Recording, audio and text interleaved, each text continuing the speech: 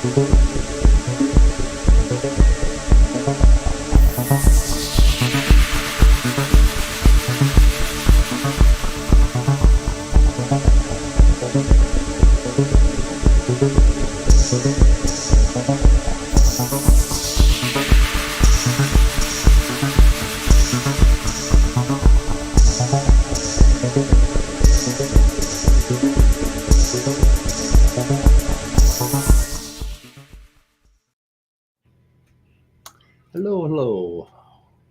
Yo. So I'm trying to do something here. What am I trying to do? I'm trying to do something. So, Nestle, wait a minute. Where's Nessie? He bounced out. Oh, he's back. Bounced. Or he let himself out. Oh, there he goes. He's back. Kind of. I don't know if he's connected. He may be having a connection trouble. Although I switched to a cable for the internet, and it cut me out for a brief moment. So that's why I accidentally. Okay. Oh, let's see here. Wonder if I can show that. So, Nestle. So I was watching these 3 King Crocoduck videos, and then the Kristi Winters criticism, which I thought was just horrible, just completely meaningless. And you said that you don't agree with King Crocoduck on these videos, and this is his. Let's see. Well, I think it's more like the videos themselves. Like it's very long, and there are many different topics being discussed. So it depends on which issue you are talking about. But regarding the question about is science socially constructed, I take a yes to that question. Okay, so what do you mean by science? Yeah, basically the phenomena where we describe nature and we come up with models to describe it, and we test our models to be as accurate as possible. To summarize a very complicated process, of course, because it's not as simple that I can describe in a few sentences. So yeah. So, I mean, are you talking about people doing science, or are you talking about the descriptions that they come out with? Well, I think people, like science is done by people. Like I don't know how you can say that in some cases science is not done by people. Okay, it's not done by people, but the descriptions that we come up with. Okay, like if we had an alien from another planet and he came down and he saw our descriptions of a cell membrane on biological organisms on the planet Earth, do you think the alien would disagree with our description of the cell membrane? Hey, do you think we need to maybe provide an overview of what Crocoduck has said? Because right now we're getting questions about what did Crocoduck argue for? Well, he comes up with these big 4 operational criteria for science: predictive accuracy, precision, explanatory efficiency, optimal flexibility, and rational coherence. And basically, so now when you're talking about science, now people frequently confuse the institutions and the groups of like human scientists as a group, right? And of course, throughout history, there have been some groups of scientists that we don't particularly like or agree with, and those things change with the culture, basically. So institutions and people that do science, okay, that's one thing. But the science that they come up with, the descriptions that they come up with of the physical universe, now that's another thing, and I'd like to make that distinction right from the beginning. So I would agree there is a distinction between the people themselves and the description they come up with. I think the former is required for science to operate. Like without people or aliens, hypothetically, there would be no science to speak of. Yeah, but there would still be the universe that they are describing, right?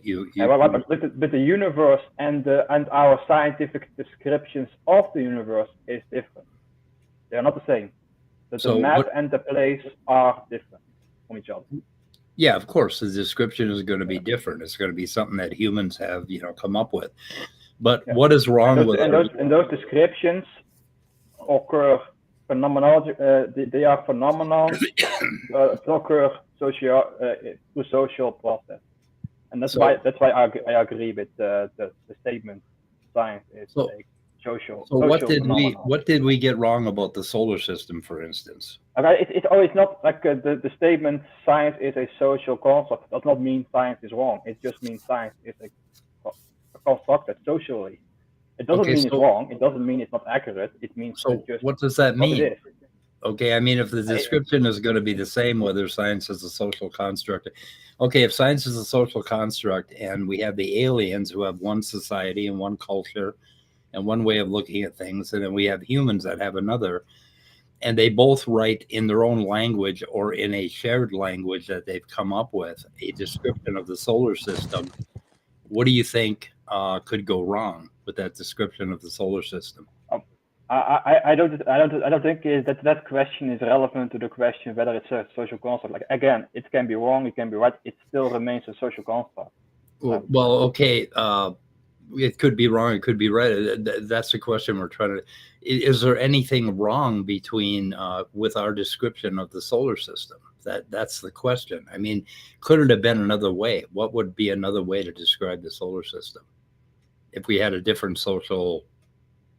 If it was social and cultural, and we were in that some other culture, some third alien culture, what would be different about it? That is an interesting question. But again, it's regardless of what answer I give to that question, it doesn't change the fact that it's still a social construct. Like, okay, but it seems kind of trivial to say that humans are doing science. We know that. I don't think it's trivial, or it may be trivial, but I don't think it's trivial. But it doesn't matter. It's still so what's the point? What is the point? I don't know. That's also why I also find it silly that somebody would disagree with that position also. So yeah. That science is a I think it's plainly obvious that science is a social phenomenon. It's not like we didn't found science under a rock or in a cave somewhere. Like it's a process that occurs between the interaction of people, and without people and their interactions, science would not exist. That's plainly obvious to me.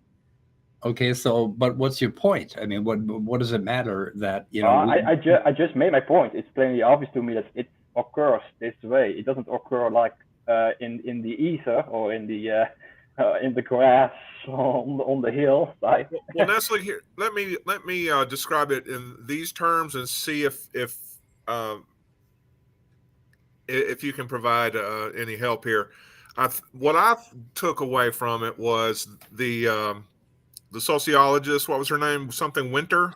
Kristi Winter, yeah. Kristi Winter seemed to be saying that the results of science are somehow different because different groups or types of people were doing the science. Yeah, that's the point of this. And so and I'm just trying to figure out, first, am I interpreting her right? And second, is there any validity to that, or in what ways do we have the validity to that?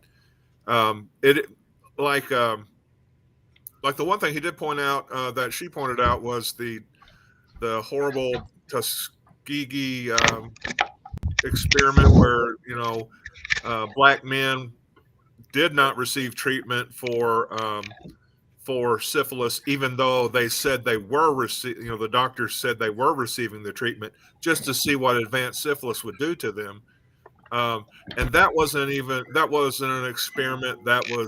It was a copy of an experiment done in, did they say Sweden? And it was done in Sweden with I think white participants. So even then it wasn't conducted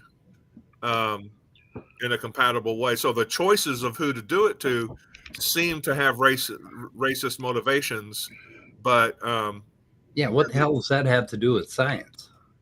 Yeah, did the outcome come out different because of that? So anyway, what I'm saying is science somehow different when white men from white institutions do it versus maybe a mix of women, of color, or people of color who are involved in the science, or is it being led and administered by people, cis white people of privilege?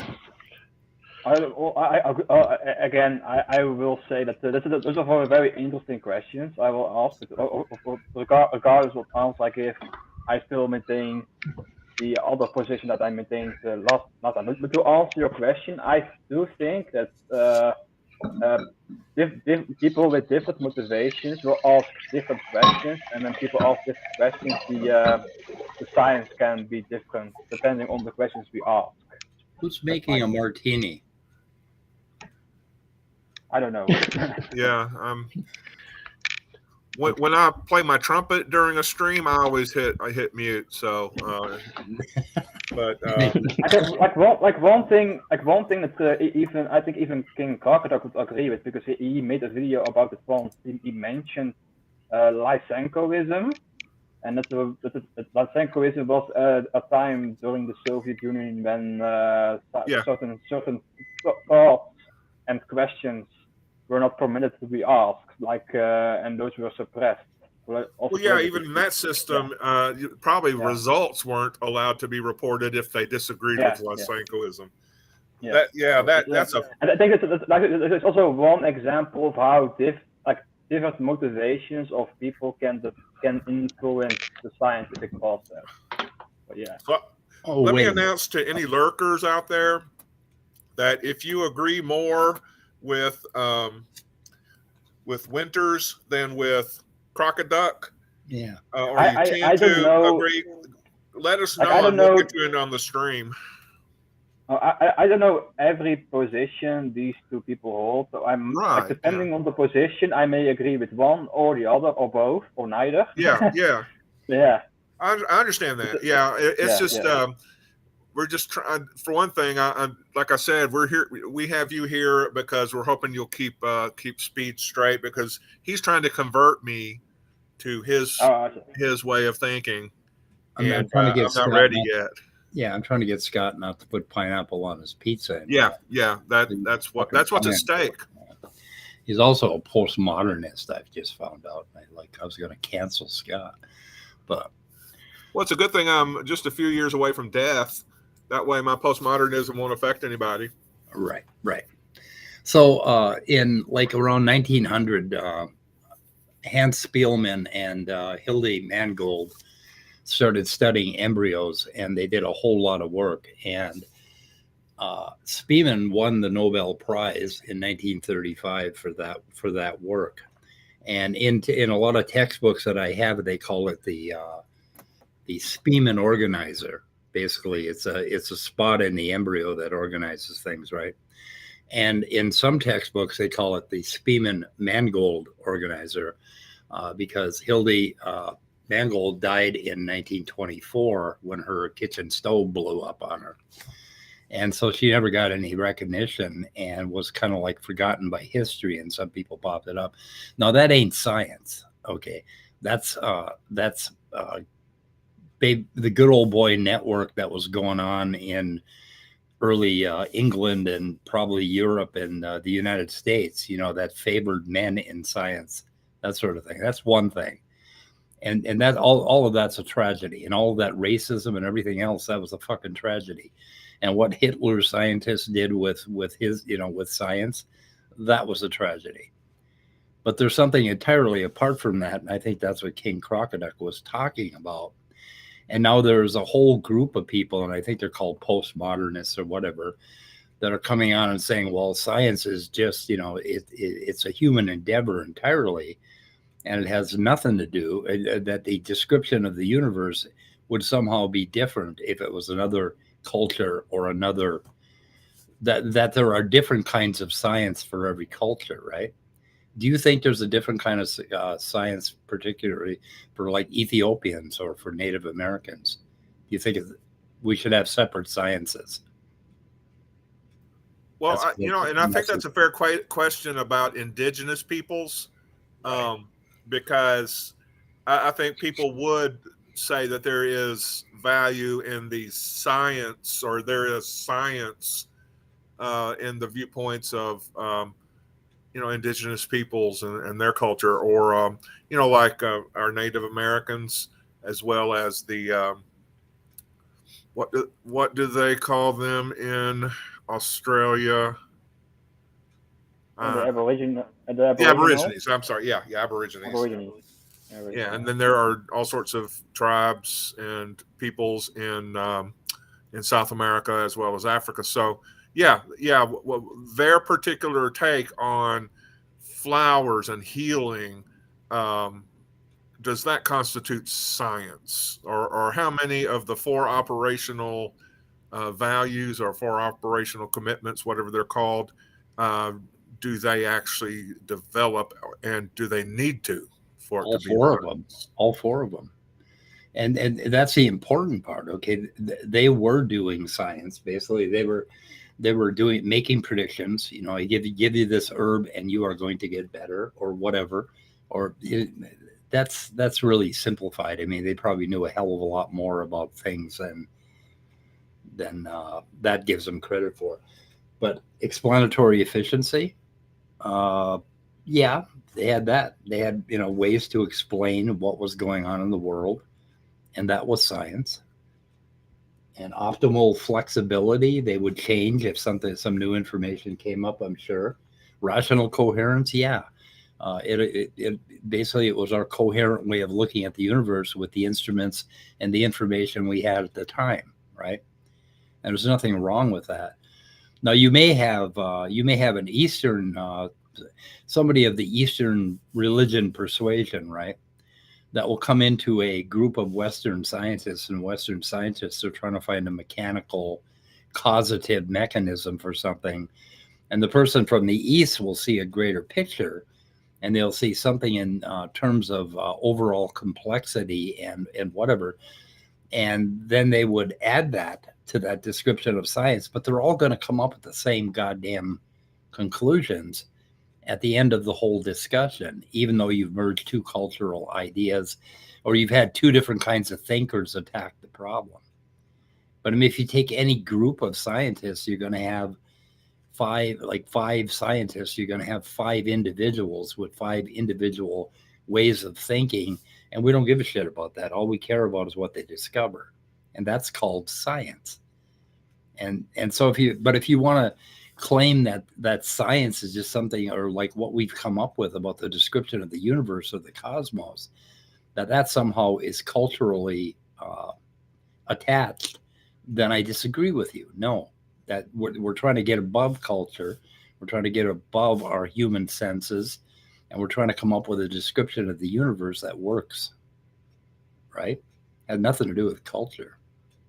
I think your problem is not necessarily about whether science is constructed socially or not. I think your problem is like, what are the implications of that fact?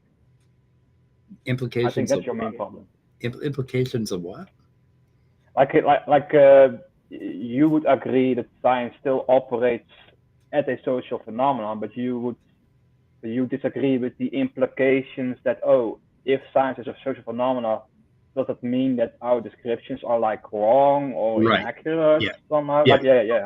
Yeah, you got it right. Yeah. All right. So yeah. But I would still say like even if science operates like perfectly without any bias or cultural influence like that, I would still maintain that science is a social phenomenon. Yeah, because humans do it, and of course, exactly, right. Yeah. And and I'm like, so what? How are we going to get around that one? We're not going to get around that. Deconverted man, you talked about sending him a link. Do we have a way to get him in? Oh shit, that's right. Hang on a second.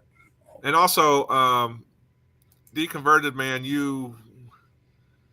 there was a question you asked that I don't understand, so you might want to reword it.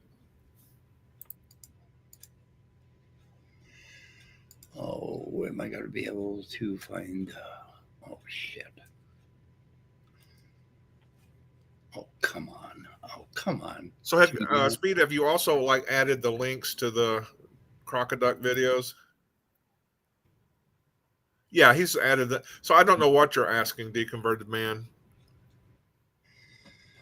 The one thing people need to go listen to that we highly recommend, it's already in the description, Neuroscience on the Soul with Aron and Dr. Chris Thompson. They did a discussion and talked about how neuroscience, I don't want to say disproves, but it definitely shows evidence against the human being having a soul.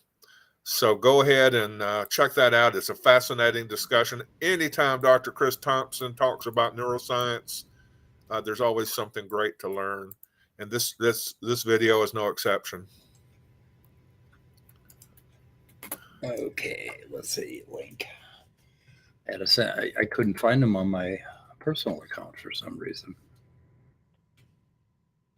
Got it. These are actually interesting questions that I could perhaps ask. Like if like neuroscience is actually a pretty young discipline, especially relative to other disciplines in science.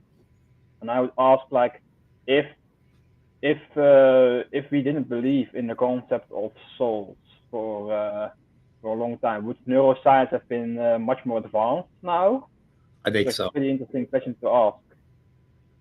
Yeah, the whole concept of the soul and consciousness as being some sort of a dualism is holding us back right now. I mean, now we have 20 years of neuroscience that's not being used, and we need to start using it. We need to get rid of that. But that's so strange, because you just said that our culture doesn't influence the science, but now you do agree that the cultural belief of the soul slows down the progress of neuroscience. So yeah, got you, Mike. Yes, yeah, you got me there. Basically, it will slow down that humans doing science, right? Which I separate from science itself, from what science describes, from what the description is, the ultimate description. So we're not using it. Go ahead, James. But since you also agree that the science cannot be disconnected from the people, and people have a culture, then the culture always influences the science in some way or form. And you agree that there is an example of how the cultural beliefs can influence the science. So I don't think you disagree. I agree that it should not do that. That basically you can agree. Always get around that. Yeah, sure. Deconverted Man put a link in the private chat. What are you going to fall for it? Who here is going to fall for it? No. It's not like last time, I swear. Look, that was one time I got you guys. I'm not clicking it. I'm just not going to click it. All right. Hey, everyone. So there was some Guru and such who was like, what are we doing? Are we watching the video? I'm like, no. This stream, so to kind of recap a bit, if I may, this stream is assuming that you've already watched King Crocoduck's 3 videos on nuking social constructionism. And there's 2 things that are happening in that series simultaneously. One is he's outlining a philosophy of science, and the other is responding to doctor, with the not enough quotes in the world, Winters. Her doctorate is in social whatever, some feminist thing, whatever, I don't know, gender studies, or I don't know, whatever. This is one, now it's a small sample, one example of a single student at a university saying something about science as an example of what it is that Winters and people that agree with that thinking are perhaps getting out of the ideas produced by this, whatever you want to call it, ideology of postmodernism or / wherever it's coming from, Marxism, feminists. It's hard to know how all this started or began. It's kind of muddy, but regardless, whatever it is, here's a single example of that occurring in this particular video. Obviously, it's just one example. That's not not trying to prove a point. Just saying this is why we are talking about this in part. Yeah, I think I've seen this video before. And you're going to have to turn it up quite a bit. The audio is kind of low. You might have to turn on subtitles as well. really. I've seen that. I've seen this a long time ago, and it's pretty old. It's pretty old. So here's what I remember about it, just to test my memory a little bit. So this is a South African school, and this is obviously post-apartheid, and so there's these divergent cultures with divergent religious cultural narratives, and they're affecting the way that some students see the pursuit of science. And her objection is like, look, what we've been presented recently in recent years in terms of science in education is the white man's science, right? This is the Western colonizers' science. And so she's calling for return to the old ways of her idea or her conceptualization of African science, where, it might reset the clock on progress for them, but at least where they build up from there, then they can take credit for whatever they discover and don't have to give credit to Western colonizers, right? That's pretty much it. But the way she says it is far less sophisticated, and as such, she kind of gets laughed off stage in a way, because it sounds like, well, she is saying, I think, what you said, but I summarize it as, let's restart science so that we can get all the credit for it. It's like, that's silly. I mean, yeah, you can, but why would you do that? That's just ridiculous, Well, she's speaking from a position of they feel colonized in terms of the sciences. It's and that's what it is. It's a feeling. It's like, okay, so get rid of that feeling. It's not where it comes from doesn't matter. You're going to find out the same stuff is true doing it yourselves. You're just basing this objection on nothing but feelings, and it's like, you're not gonna, you guys will go backwards in time, if you will. And well, what happened to the Muslims? Well, we saw that, they used to they had science and religion working at the same time. And, if you go back, I think 40s, 50s ish, the Muslim women weren't wearing the hijab and all that. Well, what happened? Well, the religion took over. So we already know what happens. You go backwards, and then who knows if your society ever goes forwards again. I get it, but it's just a feeling. You need to look, it's silly. You need to get over your feelings. It doesn't matter. Whatever. Was my mic quality bad previously? What's that? Was my mic quality bad before? It was less. I changed my mic. Yeah, it's better now. Yeah, I changed my mic to the normal mic. Sorry for that. Yeah, sorry. Yeah. Okay. I want to make a correction, and before we watch this, I want to make a correction to something I said before. You said, was the neuroscience held back? No, it hasn't been. Neuroscience is proceeding at breakneck speed, and we have all this information. But the last 20 years of the science has not reached our laws and our culture and our education. And that is being held back by the culture, right? They're not looking at science, but nobody gives a shit. Oh, hang on a second. Hold on. Nobody gives a shit when they measure the voltage across a neuron. Nobody cares what culture they're from or what their attitudes are about anything. They're measuring a voltage, and we know that. And we have all this information about the brain, and none of it is filtered down through our culture. So our culture is like lagging behind the science of neuroscience, and that's one of the main problems I have with religion. That's why I'm an anti-theist. Okay, so I just want to clear that up. The science is proceeding just fine. Nothing is holding the science back that I know. So, okay. But I mean, like, imagine a culture where the concept of the soul did not even exist. Like, do you think that neuroscience would have been progressed much faster than it did? Would science, I mean, if it hadn't been for religion, would we have gotten further in science? I mean, yeah, probably.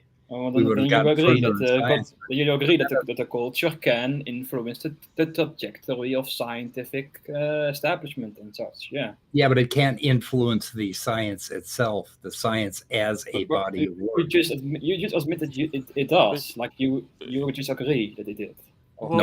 Nope. We're talking about basically culture. Okay, human beings doing science and figuring something out. And I'm separating that. I'm making a distinction about what we have figured out. So what we have figured out basically has nothing to do with how long it took us to get here. But you agree that what we could have figured out more if it were not for the culture that we have now. Probably faster. Yeah, we'd probably be a little further. Again, you agree that I agree. I agree that culture and human beings are fucked up. I don't agree that science is. So that's not in dispute. It's not in dispute that the science is messed up. The dispute is that does the culture does the science in some way or form depend on the culture? Like, and you agree it does. That isn't what's being said here. What's being said here is that science is somehow culturally dependent. That what we come up with. You agree then? You agree it depends on the culture, how fast or what questions are asked, and how science progresses in what way and such. It at least in part depends. Yeah, human fallibility can interfere with the progress of science. Right. But the progress of science we don't disagree then. Separate. Okay, so okay, go ahead. I don't know if we're playing this clip or not. Like I said, it's just one example. We don't have to play it. I mean, whatever. Well, I'd like to play I think it's a good clip. We should play it. Because this is what King Crocoduck was it's kind of like I was saying, it's a single point of data. It's not like I'm saying, here's my argument. I'm trying to make it very clear that this is one single example of one single person that has been affected by this, perhaps affected by this type of thinking. I don't know if they were or weren't, so I can't make any definite statements. I just know that when I listen to this, it's like, that's bad. It's like, whatever that is, no to that. I get it, but yes, no. Excuse me. As a supplemental, I looked up the word Fallist on Google because that word Fallists there in the title. Yeah. And so I found an article in some sort of blog or journal of the American Philosophy Association called "On the Black Pain, Black Liberation, and the Rise of Fallism," dated 2019. So it provides a description of that movement that I think might go along well with what we're about to watch.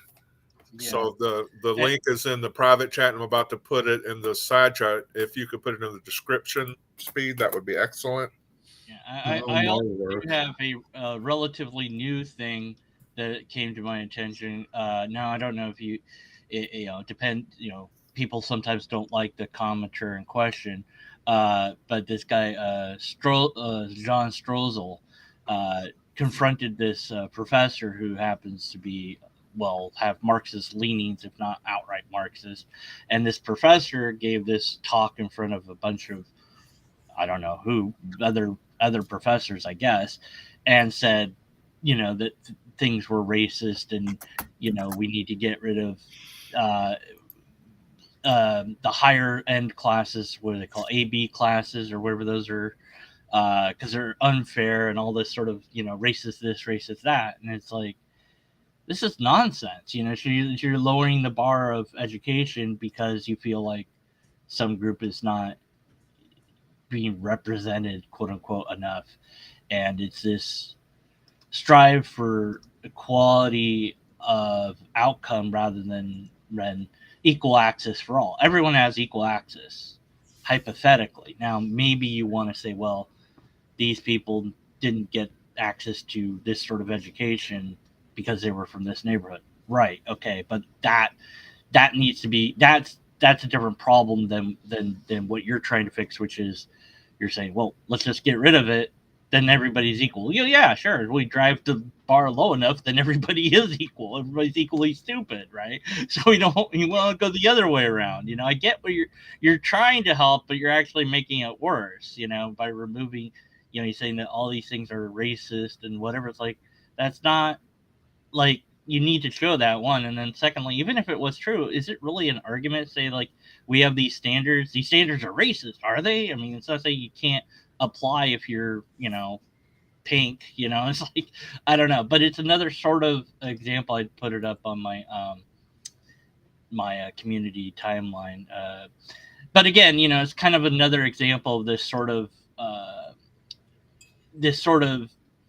postmodern Marxist whatever thing that's going on, where people are being either anti-science or logic, really, because it's like I get it. People are worried about racism. We want to fix that. I get that. We it's like, well, we want to see more of this, or we want this accepted. Yes, I understand that, but what you're doing is actually hurting the very people that you're proposing to help. And then you kind of go, well, maybe they don't really care. Maybe they just want their own power and their own money. And you kind of get a little bit jaded after a while. I canceled it. Yeah, no, go ahead and cancel me. I've been canceled before. Bring it on. I don't care. But this whole thing is your fault because you and Leo got into it yesterday. Yeah. Well, I mean, but it's relevant because the topic yesterday or whatever was that, people are saying in philosophy, they go off on all these, philosophical woos, and you can get too deep into that, where the newest argument for God, for example, was this, what was it? It's not called consciousness, but basically that's what it is. Like, consciousness is complicated, therefore God. That's, but it's framed in such a way that everything is super technically philosophical in nature. So you can only understand it if you're, really deep in philosophy, which most people aren't.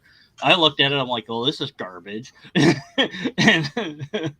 that's what it, and then that's what it was. So I was like, oh, I'm done. It's nothing new. It's just an appeal to ignorance or personal incredulity.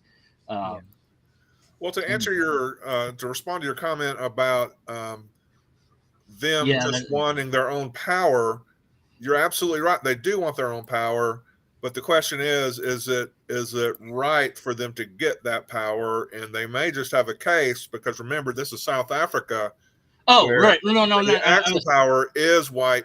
I wasn't talking about. I was the other thing of they being the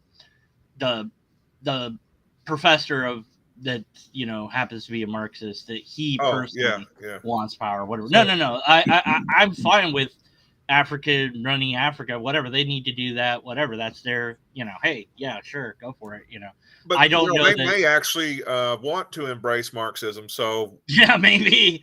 And well, more power to them, because they have been, oppressed under a colonial regime that still lingers. So despite changes and stuff, there's still effects of it, down the line. I want to answer Morena here.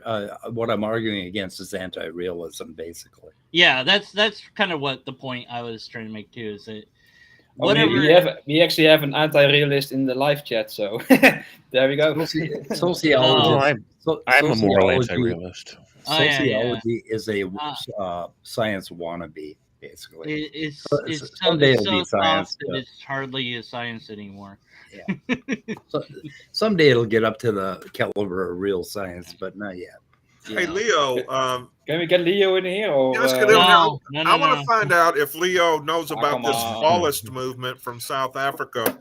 It seems fascinating, and when I get a chance, I want to read this article about it, but I wonder if he's aware of it and knows anything about it. Well, hold on before we do that. Look, I kind of agree with Deconverted Man on this. If we let Leo in, he's going to call us on our bullshit, right? And do we really want that?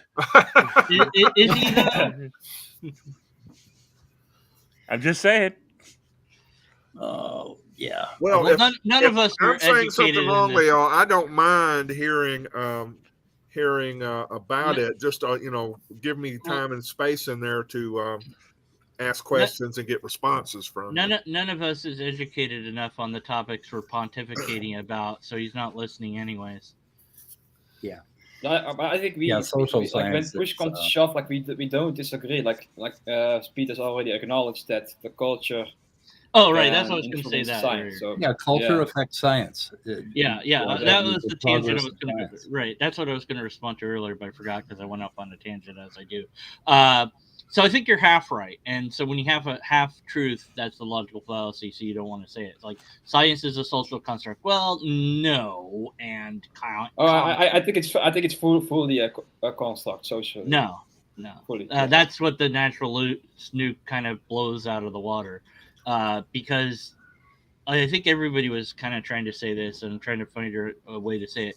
Math is, no matter who came up with that, it's still like it doesn't matter. Like you can call the numbers different things, you could call the symbols different stuff, but you're still. I think that's immaterial. Oh, sorry, I will. Sorry, I will let you finish. Then I will respond. Sorry for that.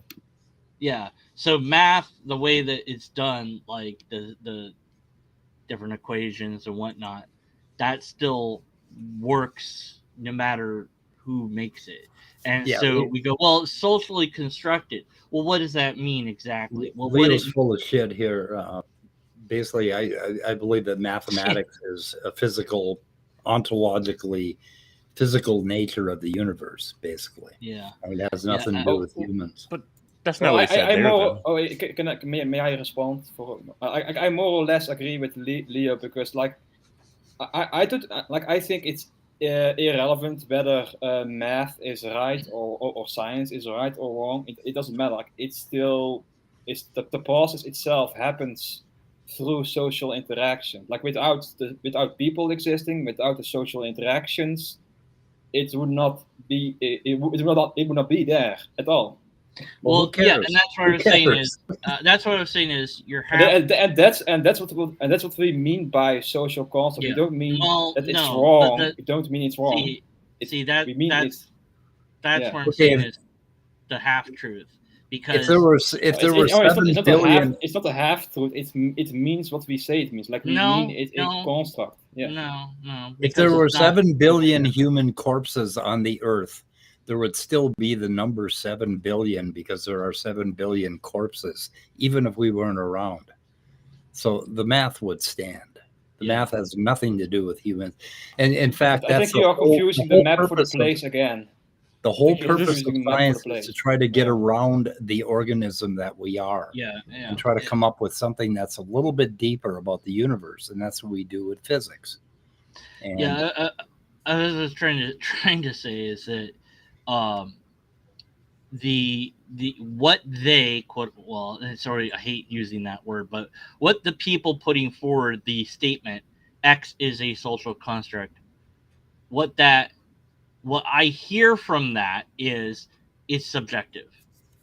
That's the problem. You're misunderstanding the claim. I think that's the problem. Yeah, but that's what they kind of mean in many ways. Like what do you mean? What do you mean? It's a social construct. What do you mean? What do you think that's it means, a good question. Construct? You know, when in this particular series that we're talking about, the King Crocoduck thing, which it's kind of weird. Yeah, I thought you had already watched, kind of like maybe you should watch it, then come and talk about it. But regardless, that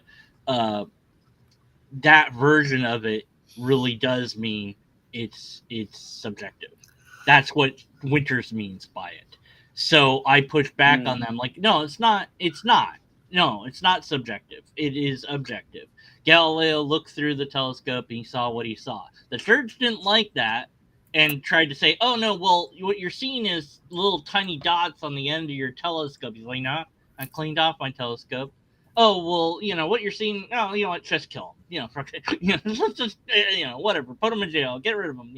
And so, yes, society can affect it in that way, but it doesn't affect the fact that what is out there is still out there. So in answers in atheism, I think we have hit upon the main issue. Like subjective and social construct are two different concepts to my knowledge.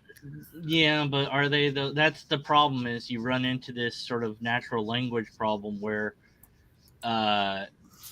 it's like it's not fully a social construct either. That's the other thing. On top of that is that nature, the reality of reality, is still that way, even if there's no one around to label but you, like Leo pointed out again, I have also used this analogy, like you must not confuse the map for the place, and we agree the place exists independent of our thinking, but the map we come up with to describe the place, that is what is being constructed. We have to construct the map ourselves to describe the place. Yeah, and the maps today are a whole lot better than they were 200 years ago. Well, we don't disagree on that one.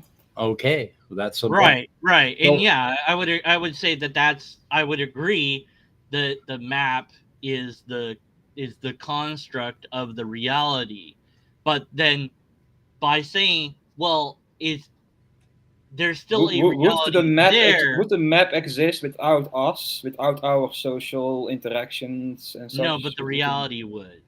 Yeah. So we don't disagree with the reality. Yeah. We're saying. Okay, then we don't disagree, Nessie. Yeah, but the point is the science is the map. The science is not the reality. Let's separate the science it. Is the reality. That's what no, it's not. It's not. No, it's definitely not. No.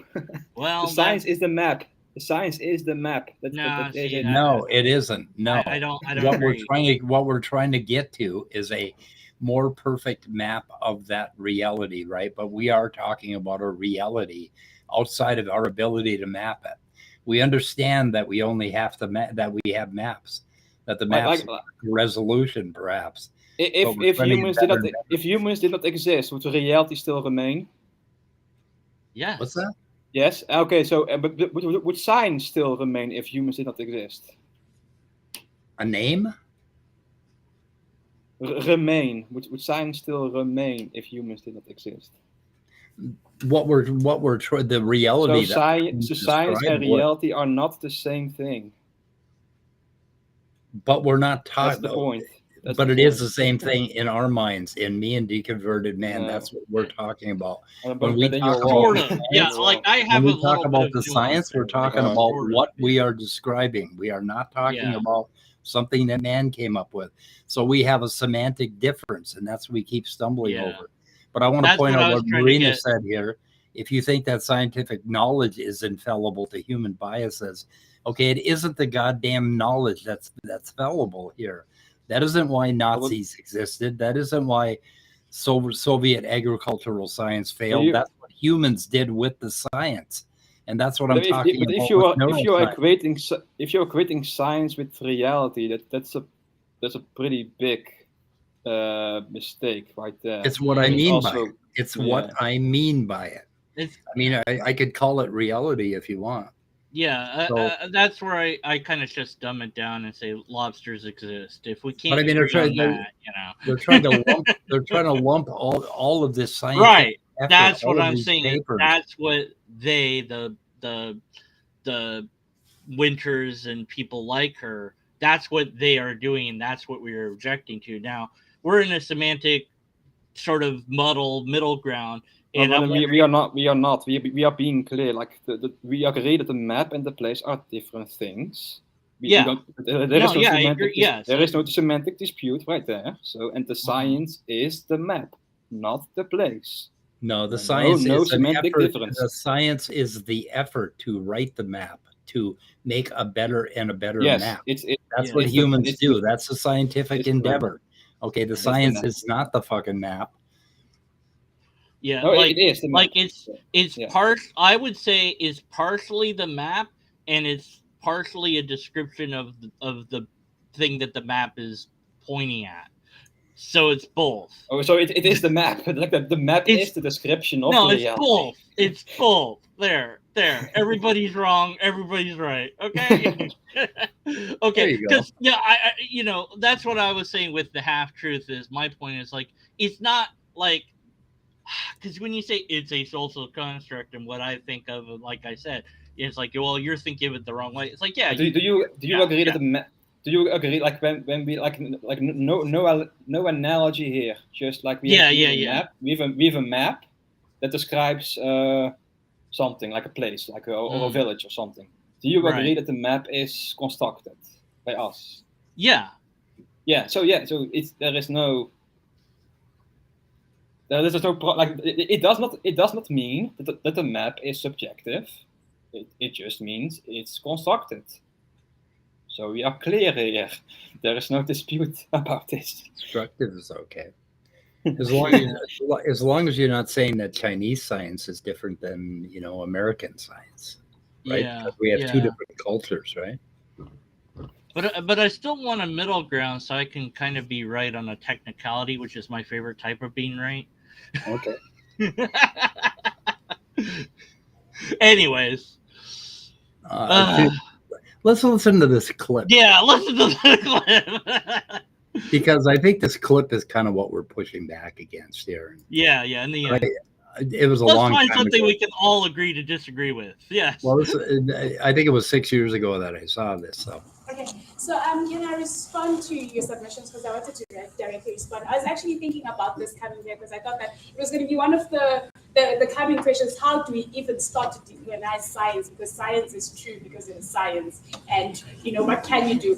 And my response to that was, if I personally were committed to enforcing decolonization, science as a whole is a product of Western modernity, and the whole thing should be scratched off, especially in Africa. So if we want practical solutions to how to decolonize science, we'd have to restart science from, an African perspective, from our perspective of how we've experienced science. For instance, I had a question for all the science people is, there's a place in KZN, in Krabialingana, and they believe that through the black magic, you call it black magic, they call it witchcraft, others, that you are able to send a lightning to strike someone. So can you explain that scientifically? Because it is something that happens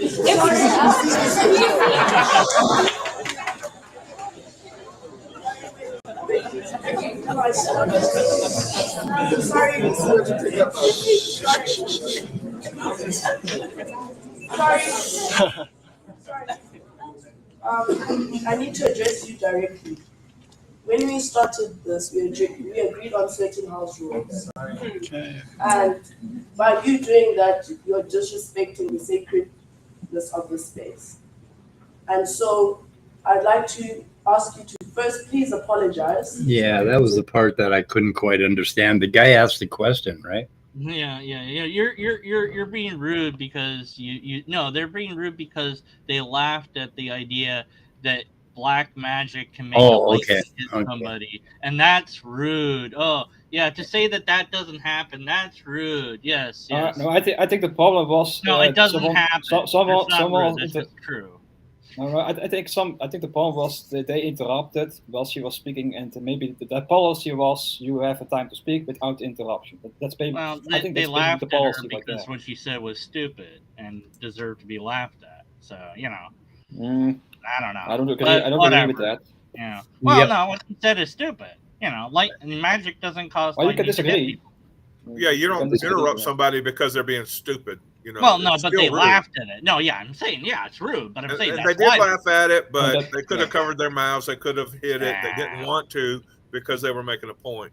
Yeah, I don't know. Well, anyways, whatever. Regardless, lightning doesn't. Well, this is the question. This brings up the question: what do you do when a Can we get Leo in here? are so under, have felt so under the boot of a invasive colonizing power, that they're willing to shuck off science and all the things that science has provided, I would assume, and they just want to start over as Africans from their own perspective because, damn, all those white people have ruined our continent. And there needs to be space for them to speak. But what I would want to do is listen, take notes, and then ask whatever questions, and admitting, okay, yes, I'm from a white culture. I have been raised in white institutions, and we are colonizers, or at least we've had, we're kind of imperialists ourselves. But what would you do with that question about black magic and lightning, how would you test that? How different, what, you know, in the end, how different would that be from taking out your notebook and writing down instances of lightning strikes, and then going around and looking for witches and asking them, did you send the lightning? You know, how would it be different? The methodology. Let them tell you. Right. And even if we disagree, we would still know how they intend to do it. That's what I was thinking about. This stuff was like, okay, sure. Like if what she was saying is, let's investigate this idea that people believe in magic and they think they can make a lightning strike somebody. Okay, great. I'm on board with that. Fine. Debating that in that meeting is not the venue. So what do you think? What do you think she was requesting or wanting with this stuff about restarting science? I don't know, and we would have to find out. Yeah, I think it was what she said. She said, you know, because they have colonized us, so the only way to get rid of all that is just restart it and do it ourselves. And I'm like, well, I mean, I get that that's how you feel, but I kind of just say get over yourselves, because I mean that's going to reset your society. I mean, if you want to do it, go ahead, but not everybody's going to want to do it. I mean, you guys can go do it. You do, you know, okay, you know, get out of here, drop off your mobile phone on the way out. You can't use microphones anymore. You can't use cars. You can't, you know, you gotta go back. You gotta build your own hut. You can't use modern huts because those are results of science too. So go out in the wilderness. Good luck, you know. And you can't learn anything about how to survive in the wilderness because all that was from somebody else that you're probably against as well. So if you survive, great, you know. Yeah. Oh, here's what yo. Yeah. Deconverted man, I sent you a link. All right. Oh God. And by the way, Speed Jay looks like he's got a comment for you, a question. Well, actually, I shut Jay up the other day. An email, he hasn't responded to me. So, you mean using abstract? Yeah. Hello, Leo. Long time no see. How have you been? I think he's muted or not. Good luck getting a hut permit. No, I was busy. I was busy typing because I had to explain what separates boys from men is knowing how to handle people and knowing how to get on people's level to help make points. Because that is what separates the boys from the men. Boys don't know how to do that. Men do. Boys want to just sit there and fight. Men want to resolve issues, and they'll do what they need to resolve those issues. Because you mean women can't do that? That's what separates the boys from the men. Wait, women can't do that? I don't believe I said that at all. Well, you said men. What separates girls from women? I'm not speaking about that, so I don't know. I'm not a female. That's not a question to ask me. You can't answer any questions about women because you're not a woman? I can't answer questions about what it's like to experience various aspects of the world, but with respect to women, because I'm not a woman. I don't have those experiences. This might be foreign to a lot of people that will hear this, but I don't like to speak on experiences I've never fucking had. Oh, Leo, don't take debate. Let's discuss the issue that you would like to discuss before, like about the social construct thing, you know. So, right? Is reality a social construct? That's not in dispute. Reality a social construct? I mean, to some people, I'm sure that it is. It would depend on what you mean by reality, because there's at least two different senses I could think of immediately right now through which I could understand that term. And remember, the topic is science a social construct? Reality is a whole different matter.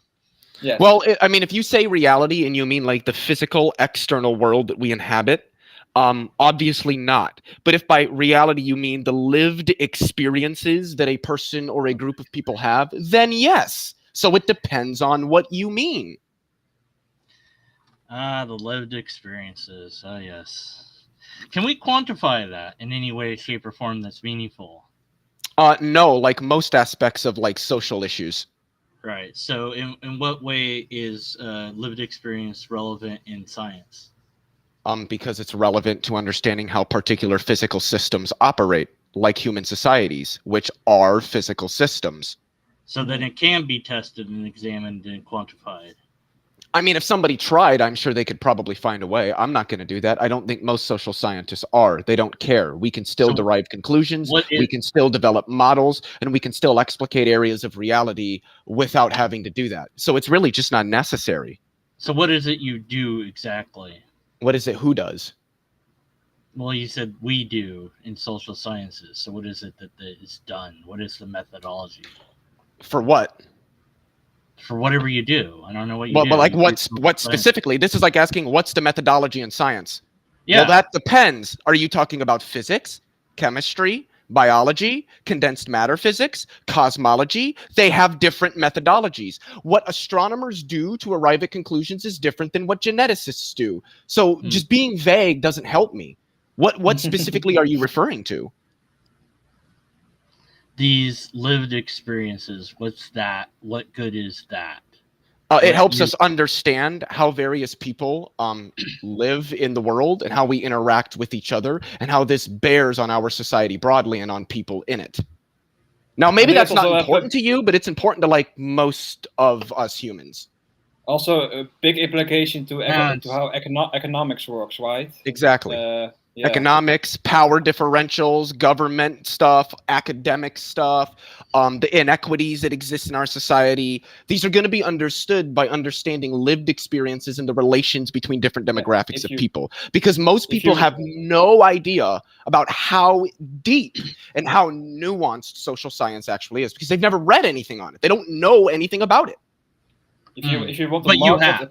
Yes, I have. I have read books on it. I have watched lectures on it. I'm not an expert or a professional. I wouldn't claim to be, but I have some understanding of it beyond the average person who I can almost guarantee doesn't read about this stuff.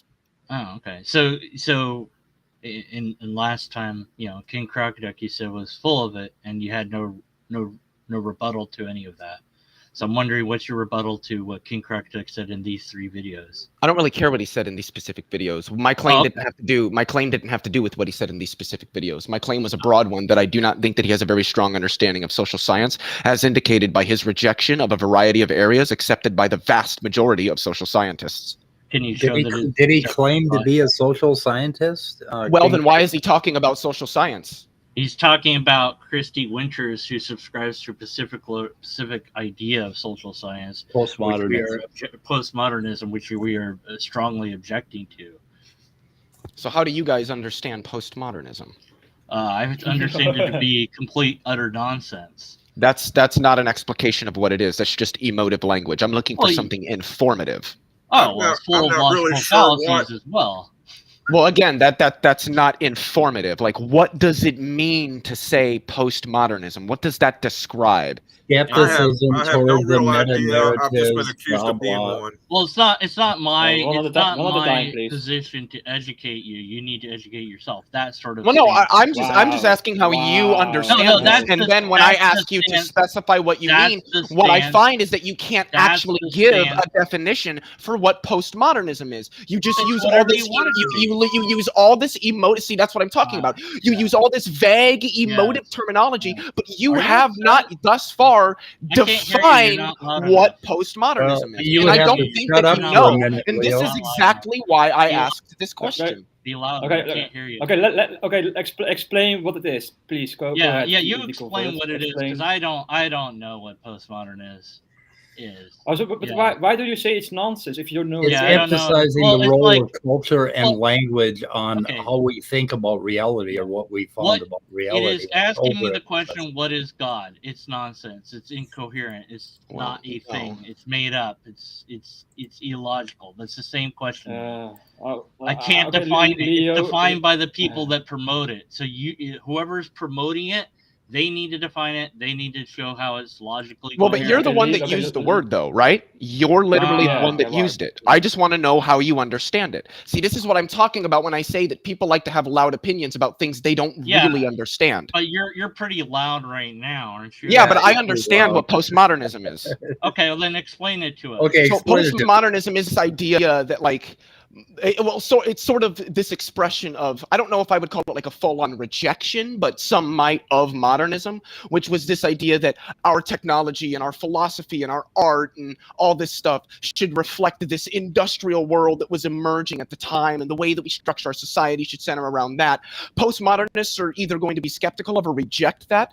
They're going to say that like this idea of having some certainty in what we mean by things and all this stuff should not be accepted. These things aren't true, that there's way more variability and nuance to human society. Things consistently change, that there isn't a lot of this consistent stability that we tend to think. And it's also going to express this idea that we need to put a bigger emphasis on ideology and the role that it plays in maintaining a variety of power differentials in our society. See, notice how I didn't use any emotive language. I didn't express how I felt. I just defined what I take it to mean. Because when people really understand these things, that's what they do.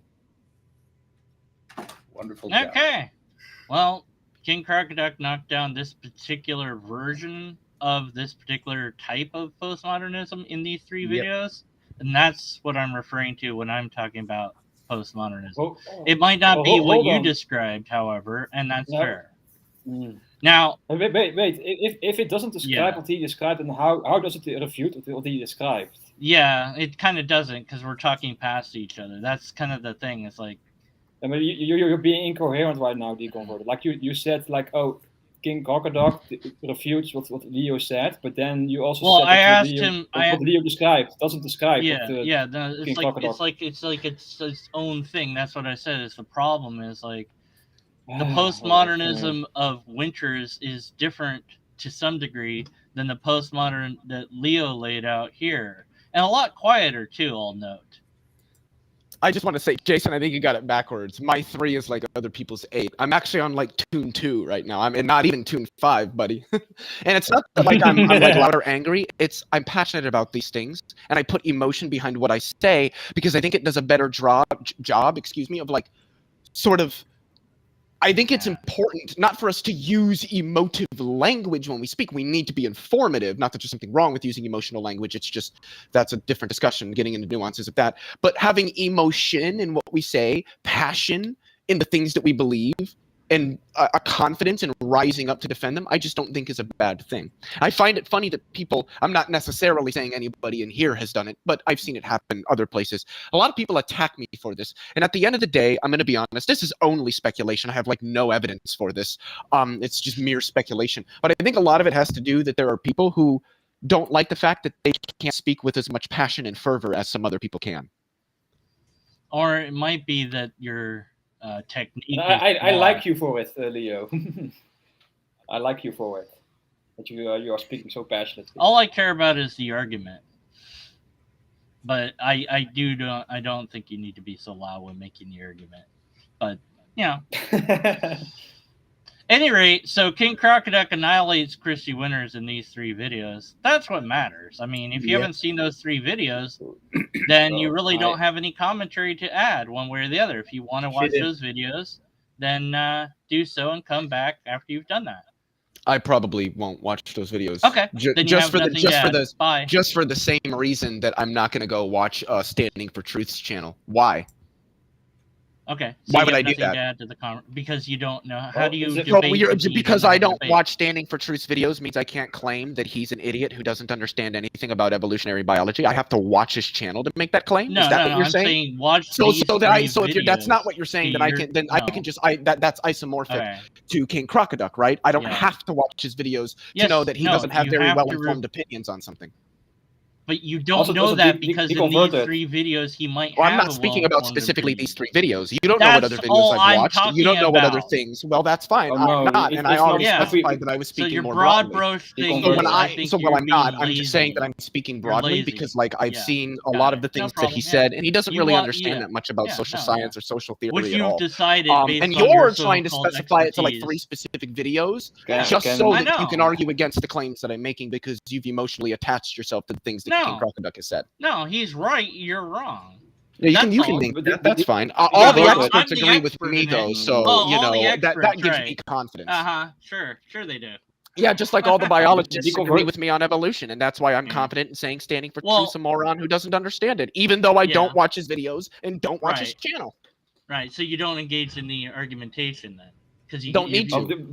I don't watch flat Earth channels either. I guess that means I can't say that flat Earthers are dumb and that they're wrong because I don't watch any of their channels. Like the logic here is just trash. This sounds kind of emotional, Leo. Sounds kind of emotional to me. Yeah. Poor me. Well, really Leo. Oh, I'm the expert. I'm so smart. I'm not an expert. I'm not an expert in anything. Hey, yeah, no, I know you're not. But you think you are. No, I'm not. How do I think I am when I've said like 3 times in this stream I'm not an expert on anything? I don't know. Seems like. I don't know. The guy who consistently reiterates that he's not an expert or a professional like all the time is a guy who thinks he's an expert. Makes sense. Okay. Yeah. It's impossible to talk to you. Got it.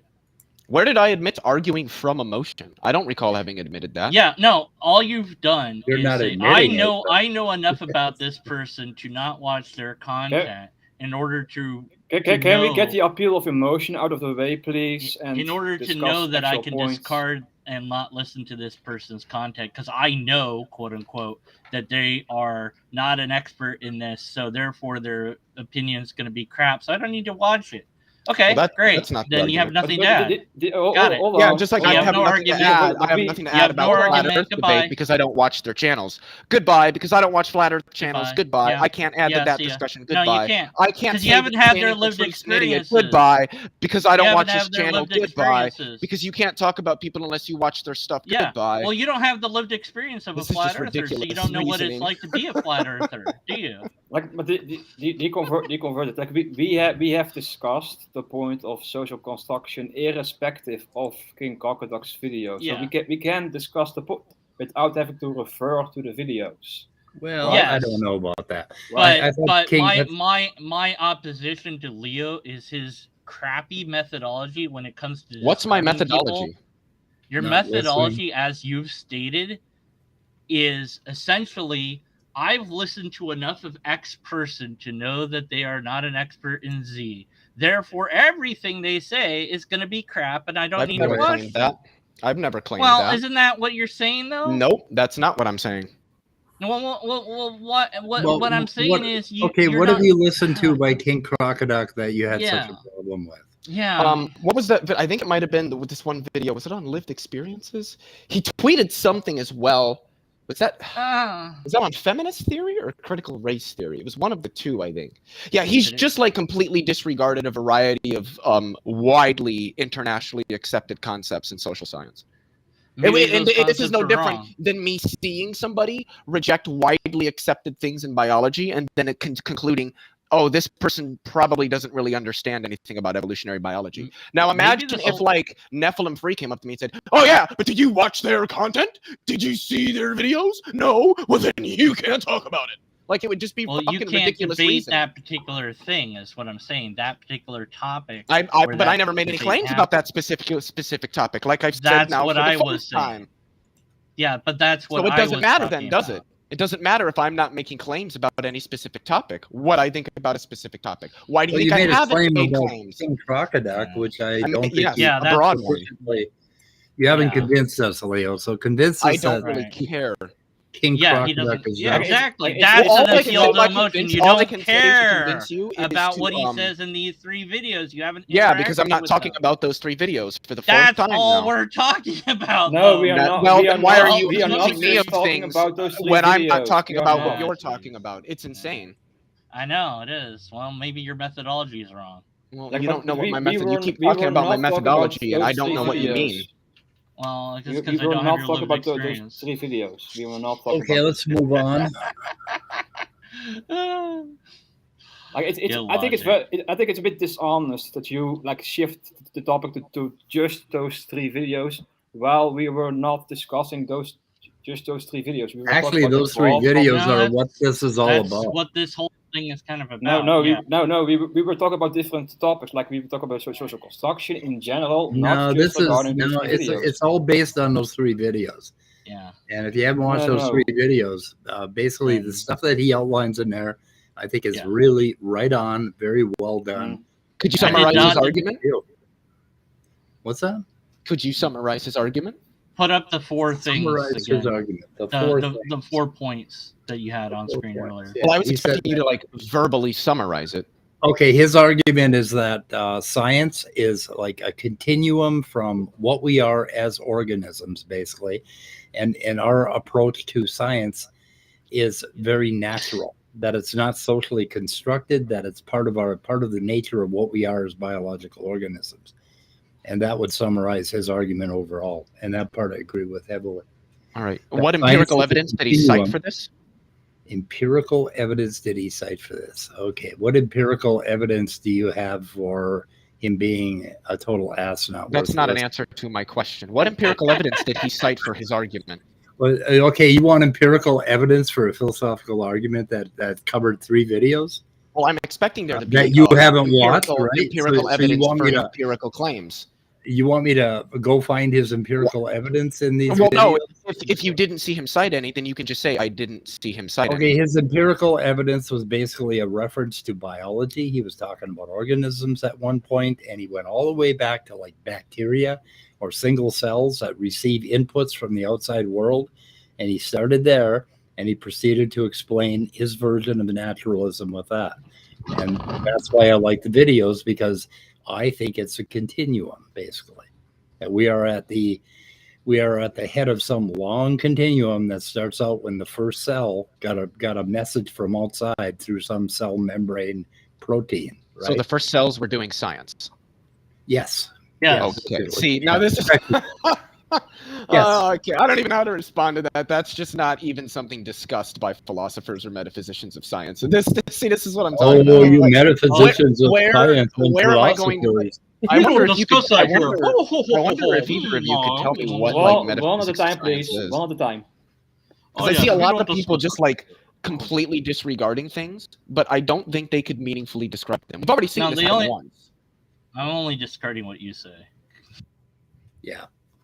At this point. So in what sense did the bacteria have knowledge then? I mean, it seems you have to have self-awareness to have science. Okay, whatever happened on the inside of the cytoplasm as a result of the message from the outside was basically a rudimentary form of knowledge, and he's talking about a continuum. Okay, you got to use your imagination a little bit. I'm gonna step out now because I do better in non-live things. I can analyze non-live better. Okay. I'm probably going to throw Leo. If a rock starts to melt because of the high temperature in the environment, does the rock have a knowledge of its environment because it responds by melting? I would say that's on the continuum too. Yeah, we're talking about. I find it very strange having knowledge. Anyway, it seems like an essentialization of science. Like at that point, literally everything is science. When an electron interacts with a photon, there's science on each other. Every interaction is at the fundamental physical level. Yeah, everything is science. All right, goodbye, everybody. Lobsters exist, I think. I don't know anymore. Could be wrong about that. I'm not a lobster. I haven't lived their experience. Have a great evening, deconverted man. Goodbye, everybody. I'm going to do logic on my channel where I'm free from deconverted man. I envy you so much right now. I envy logic. Bring back the logic. Okay, goodbye, Leo, are you familiar with the movie The Life of Pi, where yes. Pi's father says to his son, like, "Oh, if you believe in everything, it's the same as believing in nothing. If you define science as everything, it's the same as saying that science is nothing." I would say. The problem with that movie was not 3.14 hours long. Okay, whatever. Wow. You know, I've never seen The Life of Pi. It's pie flavor. I haven't either. I should watch. All right. How are you doing, Leo? Did you just start trying to have a casual? I'm doing fine. Oh, great.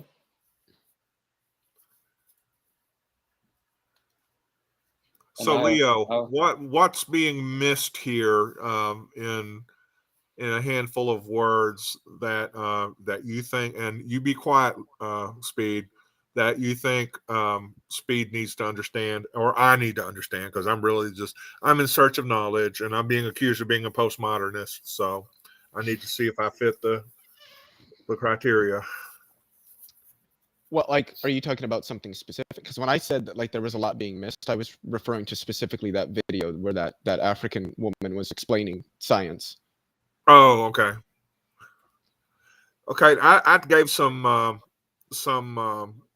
insight about it. Do you think I missed the point any there? Basically, me saying I think everybody did, because the woman wasn't allowed to finish. She was rudely interrupted, and then she wasn't allowed to finish what she was saying. Yeah. So in virtue of that, I would say that commenting on what she said is going to be iffy anyway, because we don't know what the point of what she was saying was. But if I had to guess, I would bet that what she was going to say isn't like that we should think that magic is real or something along those lines. She wasn't saying that magic is real or that magic is science. What she was trying to get at was this idea that if you were to go talk to these people that believe these things, it's not going to be a literal magic. There's going to be a variety of cultural and social traditions rooted in their understanding of the world, and that modern science in the Western world is no different, because it's a social construct built by human beings over a period of time, and it is going to be informed by the variety of social and cultural aspects that overarch that society. This is why, if we were to go back 180 years, people thought that, or like 150 years, people thought that phrenology was a thing, because not because there was like evidence for it or anything, but because that's what was informed by the culture at the time, which was racist. This is why eugenics was a thing. These things weren't considered science because like people actually thought that they were like had real evidence and stuff. They were considered science because they fit within the broader socio-cultural aspects of that society, which was a very white-centric, racist society. So what did they do? They made science into something that justified and propped up that racism and that bigotry. That has now changed because our cultural traditions have changed. So Okay, how now- does racism? She is not. How does if I understood racism? correctly, Hang on a second. I'm talking. Sorry. How does Sorry. racism affect our understanding of cell membranes? I don't understand your question. How does racism affect our understanding of cell membranes? I don't like. What's the point of this question? What does this have to do with anything that I said? Does racism affect our understanding? I of don't cell understand your question or its relevance, so I'm not going to answer it. It would be like if you just went on a 3-minute spiel and I said, "Do you like apple pie?" Why the fuck should you be obligated to answer? Okay, you're not answering my question, Leo. Yeah, You because you gotta haven't answer my explained the context of it. I don't answer shitty, irrelevant questions. So what is the relevance of your question? No, speed. please. My channel.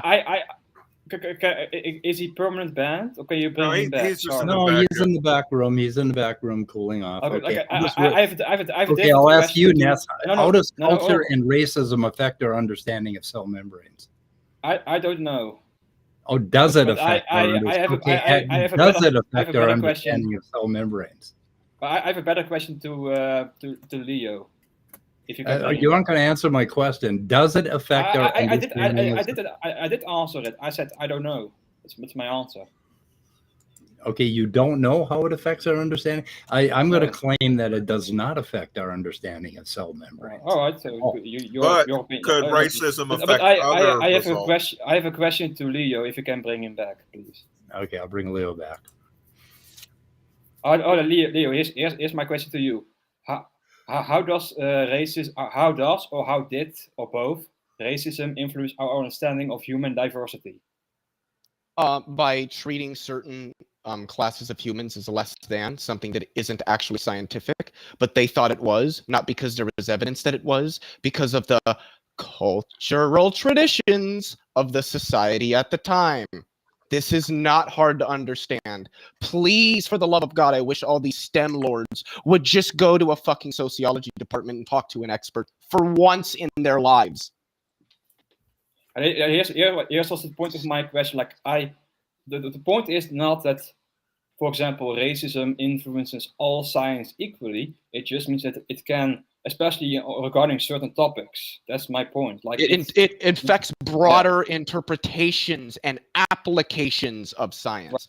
Racism doesn't change how we understand how stars work or how we understand how cells work, but it can affect how we understand differences in humans and how we choose to define them. And that can have a direct effect on how people are treated in actual society. I happen to care about that. Maybe other people don't, but I do. I'm just blown away that any of this is actually controversial in this day and age. You'd think that this would just be like kind of common sense, that cultural traditions affect how we interpret and apply science, and that oftentimes that has been done in ways that have been extremely harmful to whole ass groups of people, like the 10 million Jews that got killed because of it.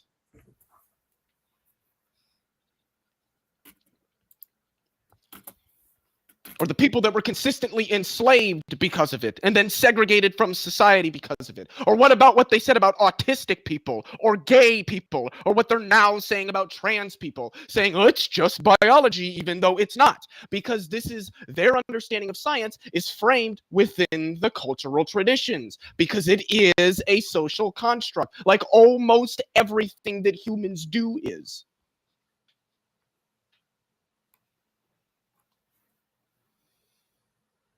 I don't think it's also very a good question to ask. Like, oh, how does this affect our understanding of the cell? Like, it's a very myopic understanding of the topic. Speed. That's my position. It's a very That's why I switched the question over to something that is more relevant to the question about like racism in science, for example. Because racism in science isn't what the hell we were talking about. We're talking about the reality of cell membranes. You brought up the question about racism, so it's Leo was talking about racism prior to that, and I just asked how it was applicable to our discussion about what our scientific understanding of reality is and how culture affects it. But you agree that the scientific racism has affected our understanding of human biology, right? You agree with that? That it affects our understanding of human biology, racism? Yeah.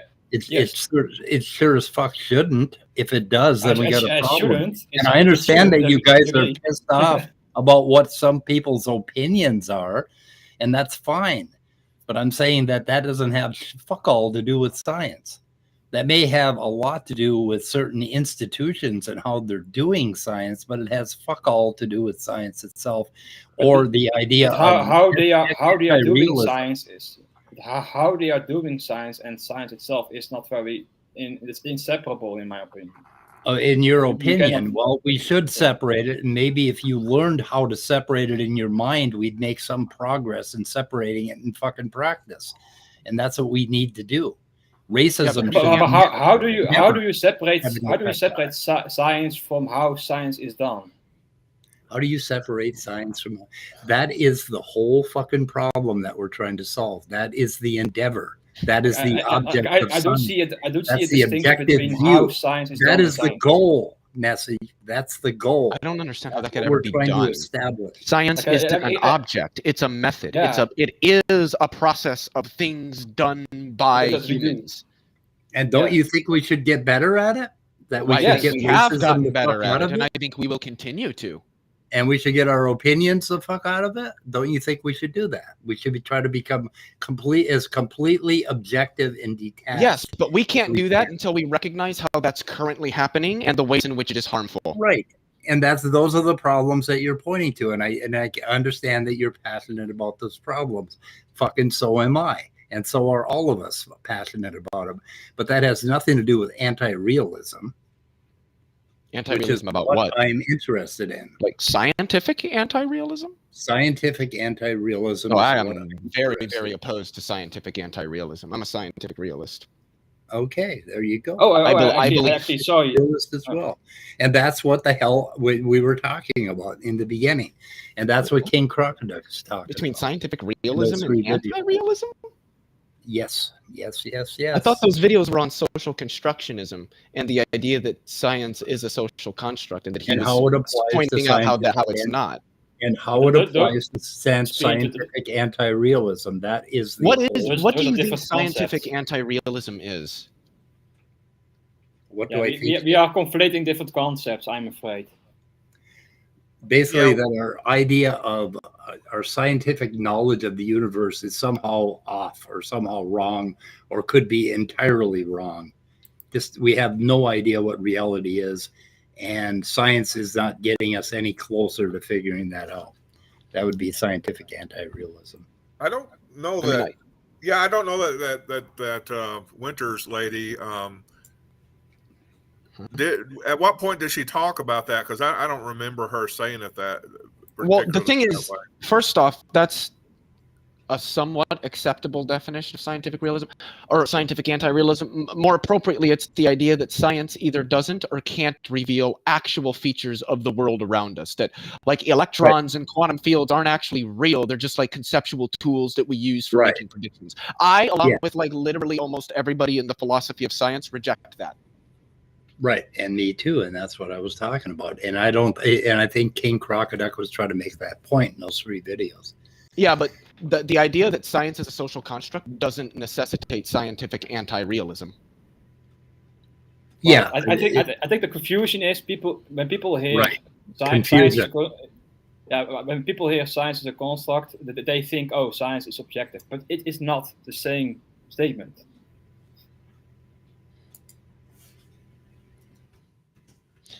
Now, I am probably an anti-realist about mathematics. I don't know if I would say that mathematical truths are really objective truths, but I'm not necessarily committed to that position. I'm now a realist about mathematics after having thought about it more seriously. I am certainly a nominalist, but I'm not a mathematical Platonist, that's for sure. But that's a little bit different then. That's like tangential to the realism, anti-realism debate. That has to do with whether or not mathematical truths are actually objective. Mathematical realist would say yes, a mathematical anti-realist would say, well, no. Wait, like the deconverted man left, but now he's like spamming in the live chat. Like, you can come back if you can. No, he wants to. No, he wants to get out from under, as we all do. But I think, it's. Yeah, I've been trying to basically justify a mathematical realism that is based on the structure of the universe or the structure of matter across space-time. I see that as a mathematical thing, and I don't think we're wrong about that. I mean, we may be the geometry may be a whole lot more complex than we can grasp. But what we have grasped, I believe, reflects accurately some aspect of that reality. And in that reality, because 2 particles can be a certain distance apart, and a third particle can be a different distance apart, I think mathematics falls out of that, and I think logic does too. I think that's what we're stuck with, and I think humans discover mathematics and logic. So where is mathematics? Where is it? It's in the structure. It's in the structure of how every particle's laid out. So it's across the entire universe. How does it consist in that? It's in that structure. How does it consist in that? By the distances or the metric that we have for space-time. Basically, if you look at particles, that's all relative. There's a metric, right? And it's relative, but a ratio is still a number, even if it's relative. Well, ratios don't have to be numbers. We use numbers to represent things like that. Ratios are relative, right? Well, they can be. Some of them aren't. There are constants of proportionality that are like rational, or like they can be made like into a ratio. But like they're not. They hold universally. Like the speed of light is a constant. If you have 3 particles, there's a metric that describes their place in space and time. Well, classically, it wouldn't really be a metric. It'd be a phase space. There'd be degrees of freedom associated with it. Well, a metric is just a measure, a means of measuring. You come up with usually when a physicist uses the word metric, that's going to be different than just a mere measurement. They'd use like the word gauge for that, a gauge of a physical system. Mathematicians use the word metric. But if you're talking about like the structure of reality, I would think that would be more like in line with what physicists think. Yeah, and we would apply a metric basically to determining where things are in space-time. That's what we do. Yeah, but that's what we do. Reality doesn't do that. Reality doesn't assign metrics or numbers or quantities to things. Reality. No, it doesn't assign them, does. but it has them. Basically, it's in the structure. We're describing that reality. Well, when we describe a protein, okay, there are metrics that we use to describe that protein, and that is very much real. Otherwise, one protein would be the same as any other protein. So there's something different about how those atoms are arranged and how those bonds are arranged, and that is the metric I'm talking about. And I think mathematics falls out of that. These are things we discover. But anyway, like I say, I'm constructing that idea. So I'd like to talk more about this, but honestly, Speed, I think we should make it its own separate stream, because you've already been going for an hour and a half here, and I think that we could have a really good discussion on that. Because it's not like I think that what you're saying is stupid and dumb, and I don't even agree with it wholly. There are certain parts that, so what I wanted to say is that I think, and this might not be what you're saying, or at least how you would word it, but what I would say is that there is a quantitative structure in reality. I can look at my desk, and barring the difference between all of the objects on it, there is a quantity of objects on it. I think that is an ontically real thing in reality, but I don't think that's what math is. I think math is a systematized way of abstractly representing the quantitative structure that we see to reality. Right. And I think they're almost one and the same. Yeah, you would say that they're that structure and the system, the axiomatized system, are isomorphic, that there's not really much of a difference between those. At least that's how I would understand what you're saying. Well, they're having an effect on us, and we are just another part of that physical reality. So we're just more particles in that reality. And we when we try to assign meaning mathematically, in some manner, we are part of that metric. We are part of that measurement. We're mapping it. When we come up with abstracts, we are actually mapping something in our brains with their understandings of space and time to that system, right? And there's a relationship between the two. And so because we're just another part of that whole system. So when you say we're assigning it, and you ask, well, what is that thing, that assigning thing? Well, we'd have to really get into what brains are and what the fuck is going on in human organisms. Right. So would you take abstracta to be just really the physical structures that are contained in the neurophysiology of the brain? That's one aspect, but I think they're also in the universe, because I think abstracta would lead to the complexity, basically. That there's abstraction, which is what humans do, and then there are abstracts, which are actual structures in reality. And I think that's where it all starts, and that's how. Do you think they cause things? Causative? Well, I don't. Okay, I prefer, rather than causation, I prefer basically, what the fuck is the word? Things being next to one another, right? In space-time. That's where we get the idea of causation from. Constant conjunction? When I try to drill down into causation, I kind of get lost, because it seems to lose its meaning to me. There's I definitely feel with that one. There is in a philosophy of biology textbook. I wish I could buy it because it looks really fucking good. What's the name of it? It's called what's it called? Everything flows toward a processual theory of biology. Oh, I have that one. I think I own that. Have you read it, Nestle? No, but I've read parts of it. What do you think? Yeah. It's very good. Yeah, it's thinking about biology more in terms of processes instead of static objects. Biology is a process. Yeah, and that's one of the things I like about it. God, what are the authors' names? I can't remember. But I think one of them. I have no Nicholson idea. Is one of them. Yeah.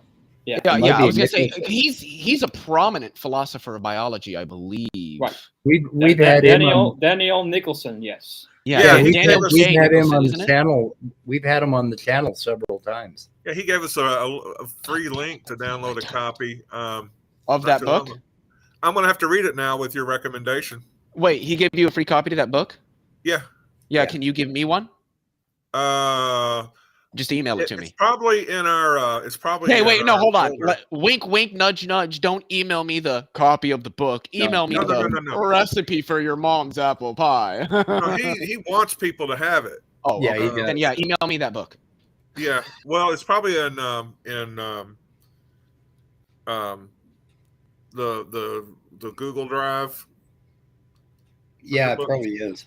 But yeah, we'll get. Dude, I'm bad with Google Drive. Like, it would be great if somebody just like email the thing to me. Yeah, and John, I'm assuming that's John Dupree.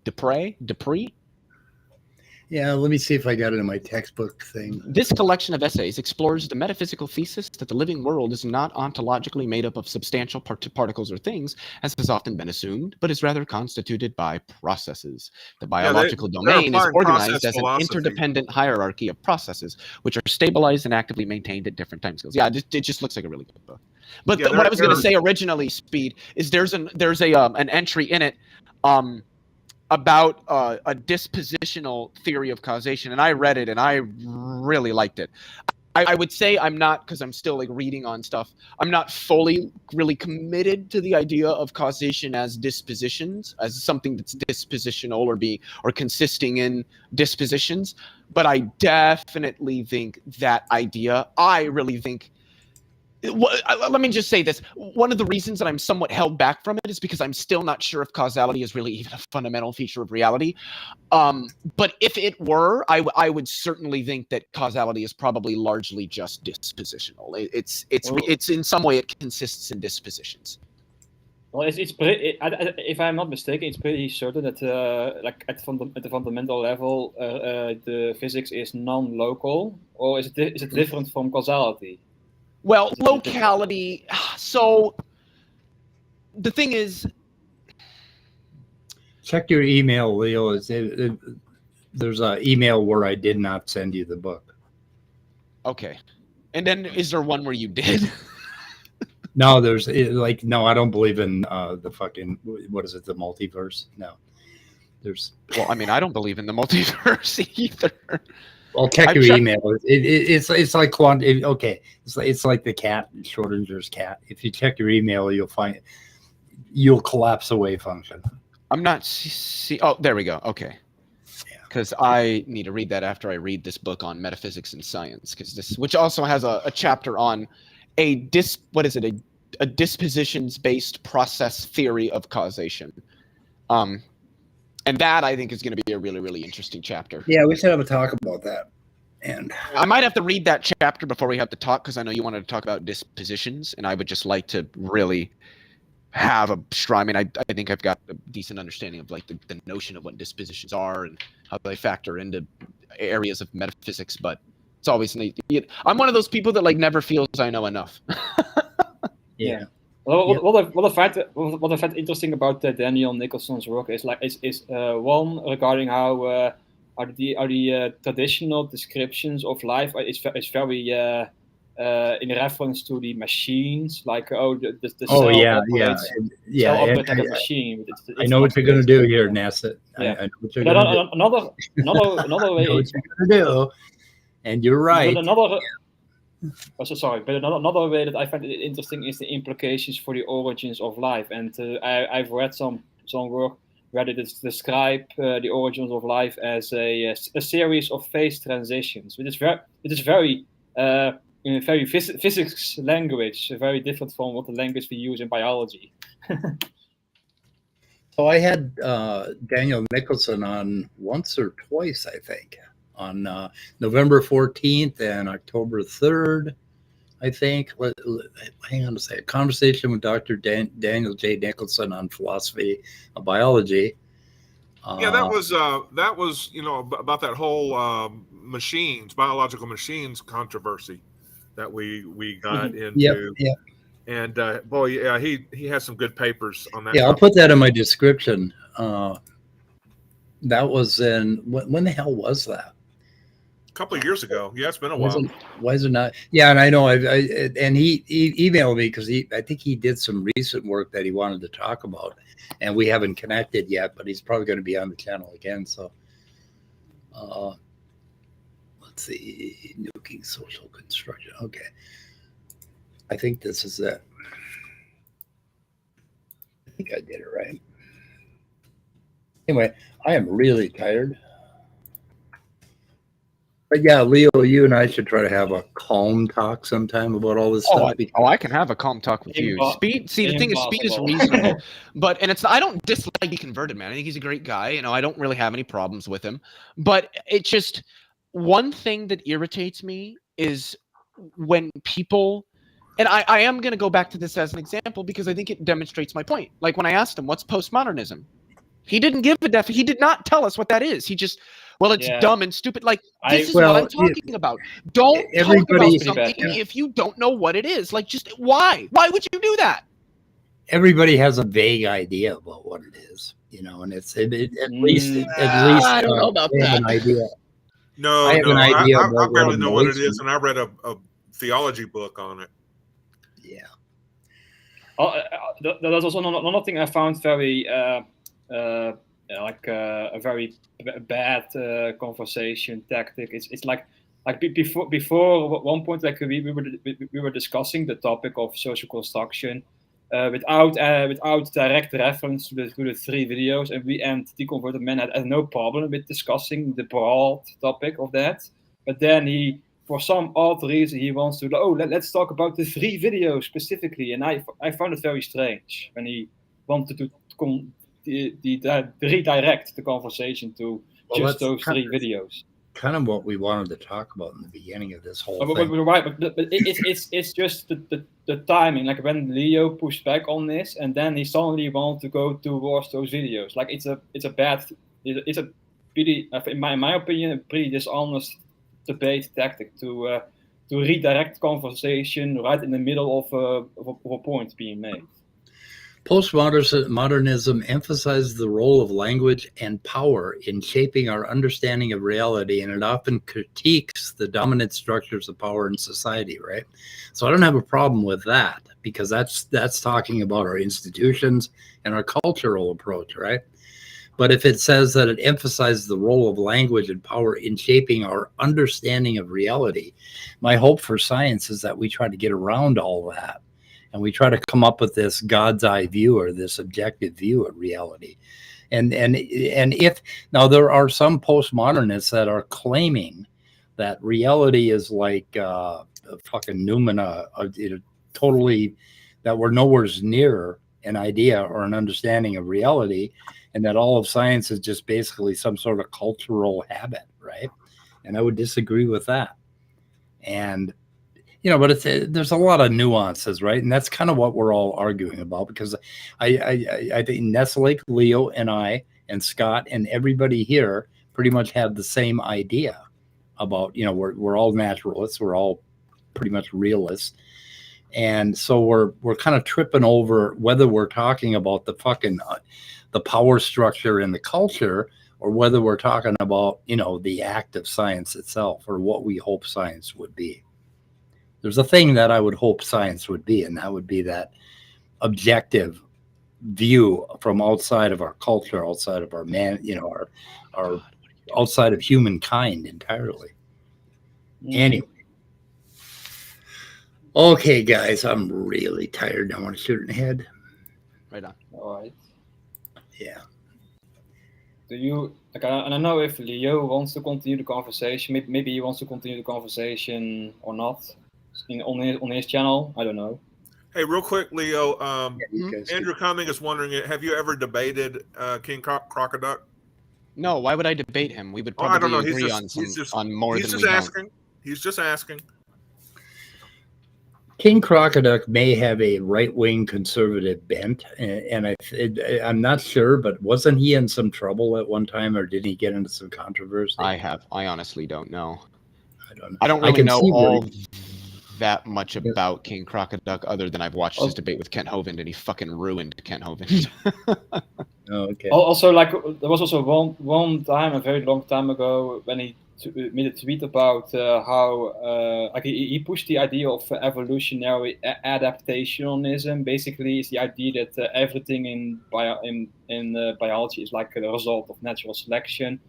But then I pushed back on it, like, oh, this has been pretty much not the consensus anymore. Like Stephen Jay Gould, like, is probably one of the most famous people who pointed out that some things in, so like some things, like for example, the spandrel idea, that is one example of how adaptationism is wrong. And then the big King Crocoduck responded was like, oh, Stephen Jay Gould was had his own political biases and such. Like he dismissed Stephen Jay Gould basically by appealing to a motive.